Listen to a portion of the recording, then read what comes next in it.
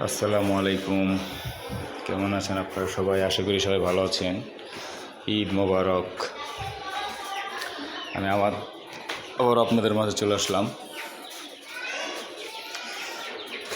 ছোট্ট একটা ভিডিও নিয়ে, যেহেতু অনেক দিন যাবৎ ভিডিও দেওয়া হয় না। আরেকটা জিনিস দেখেন, এর আগের বার আমার বড় মুরগিগুলা খেয়ে ফেলছিলাম।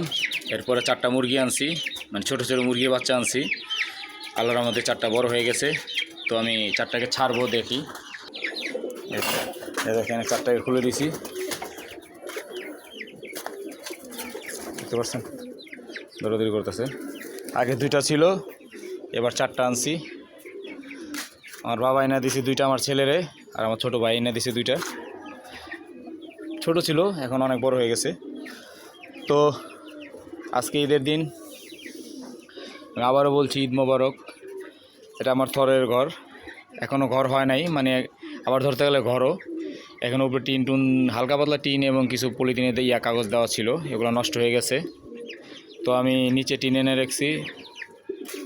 আশা করি আল্লাহর রহমতে আপনাদের দোয়ায় ঈদের পরে অবশ্যই আমার এখানে একটা সুন্দর একটা রুম হবে, আমি শেয়ার করব আপনাদের মাঝে। তো এটা আমার থরের দেখেন, এগুলো সব আমার ব্রিডার কবুতর।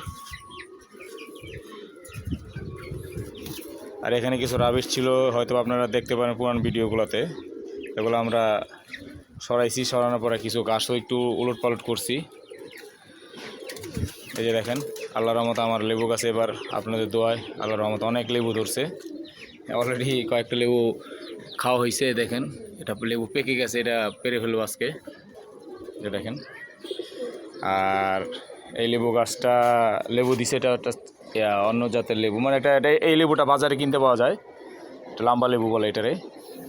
আর এটা গোল লেবু। এই যে দেখেন কত বড় হয়েছে লেবুটা। আমি এটা বেঁধে রাখছি আরও কিছু রসালো করার জন্য। তো দোয়া করবেন আমার জন্য সবাই। এই আমার তাপি কবুতরগুলো আজকে কাউরেই ছাড়বো না, যেহেতু বৃষ্টি আসছে, আবার পানি পুনি আছে, একটু কাজের ব্যস্ততা আছে। আর এই জায়গাটা পরিষ্কার করছি। তো পরিষ্কার করার কারণে একটা এখানে আমি আরও 2টা তাপড়ি বসাবো। আমার নিচে 2টা তাপড়ি অলরেডি কিনা আইনা রাখা হয়েছে। 2টা তাপড়ি 16 ফিট। দোয়া করবেন। আমি এবার সামনে শীতে ইচ্ছা আছে আপনাদের দোয়া, আল্লাহর রহমতে 200 কবুতর উড়াবো। তো আল্লাহ যদি চায় অবশ্যই হবে, আপনারা দোয়া করবেন। দেখি আমি ওখানে এদেরকে খাবার দিয়ে দিব একটু তাড়াতাড়ি। আজকে তাড়াতাড়ি বলতে তাও 5টা বেজে গেছে। দেখেন